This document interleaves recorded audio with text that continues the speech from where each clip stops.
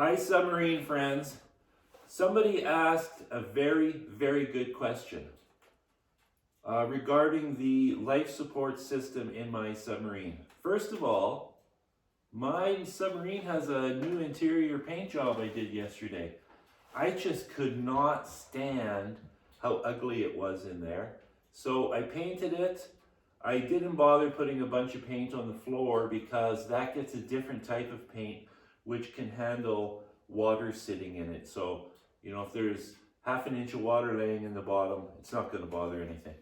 So anyways, about the scrubber. Somebody asked the question, why don't you just use compressed air? So why can't I just carry an air cylinder and use that air for breathing inside the submarine? Well, the reason is, this is the scrubber by the way, the reason is you would just raise the internal pressure of the submarine.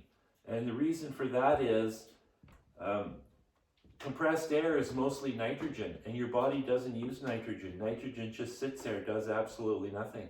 So when you breathe, you inhale oxygen. Well, you inhale air, but 21% of that is oxygen.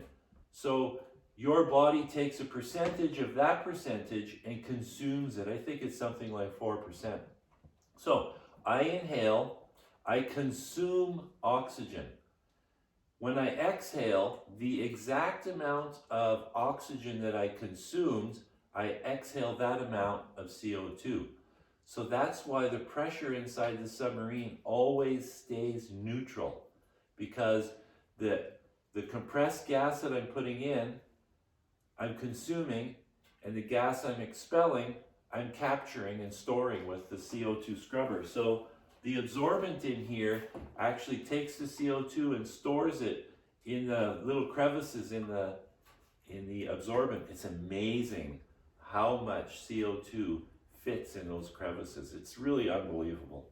So the answer to the question is no, you cannot use compressed air in the submarine.